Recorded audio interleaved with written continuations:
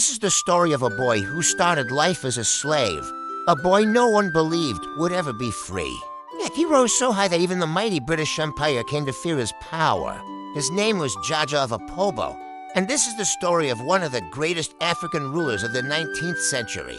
Our story begins in 1821 in a small, peaceful Igbo village in what is now Abia State, Nigeria.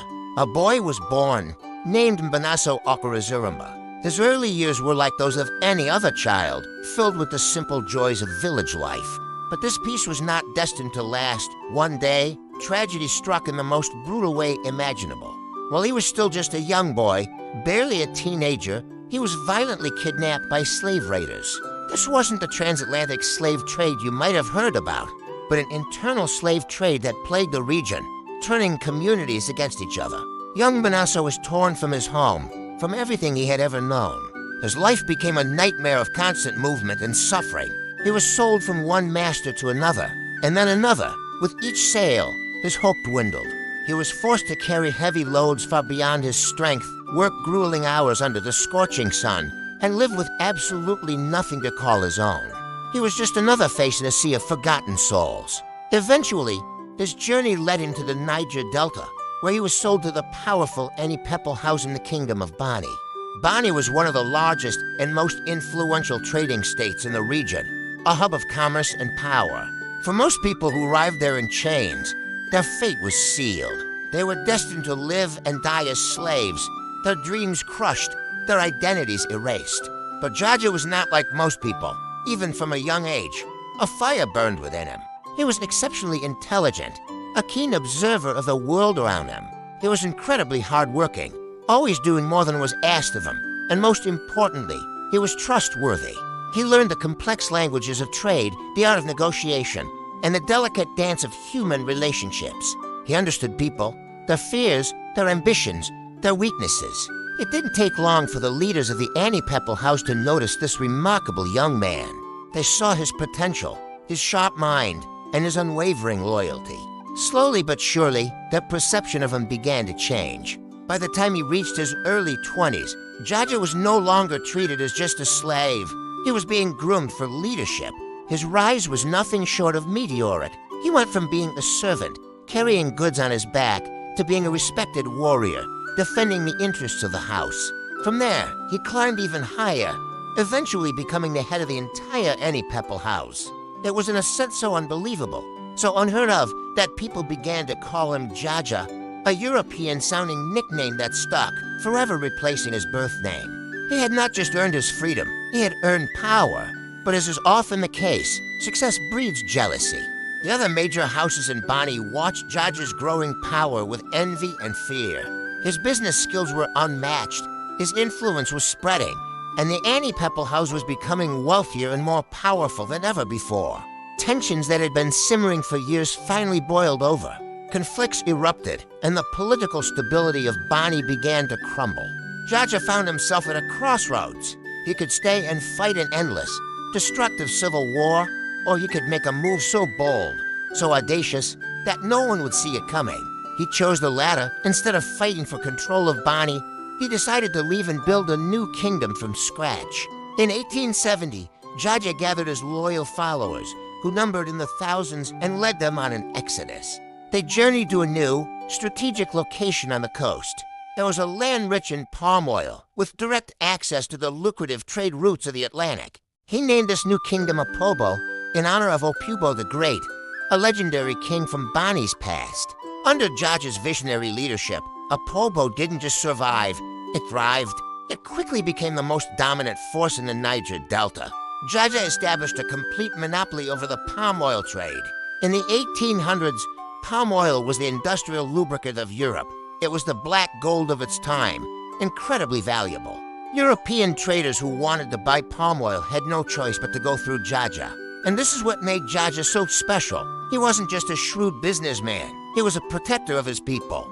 He refused to let European merchants exploit local traders. He set fair prices, ensuring that the wealth generated from their land benefited his kingdom, not just foreign companies. He built a strong, self-sufficient economy free from foreign control. He invested in his community, encouraged education, and created a society where anyone, Even a former slave could rise to a position of power and respect.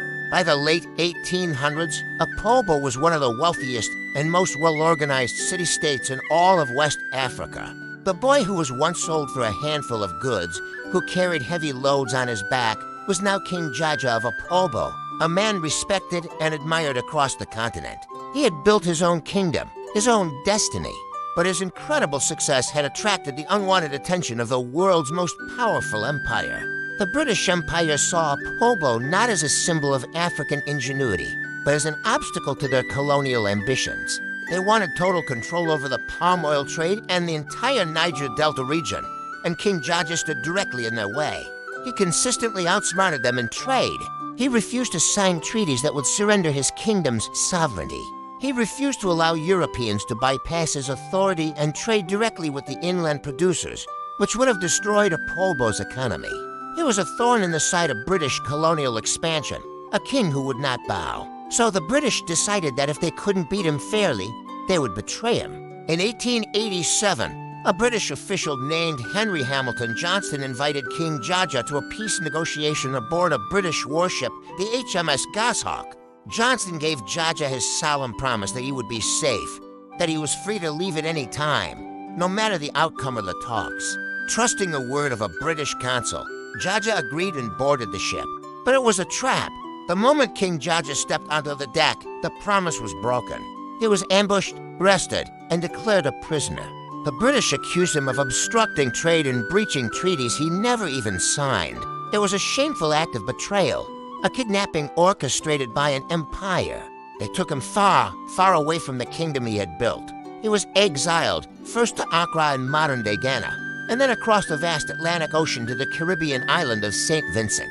Opobo had lost its king, its protector, its heart. Jaja, now an old man, began a long, painful, and lonely exile thousands of miles from his people.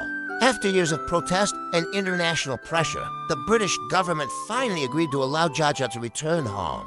The news sent waves of excitement through Opobo. Their king was coming back. Jaja himself, though weary from his years in captivity, was filled with hope. He was finally going to see his kingdom and his people again. But destiny, it seems, had one final, cruel twist in store. In 1891, during his long journey back to Opobo, Jaja suddenly fell ill while his ship was docked in Tenerife in the Canary Islands.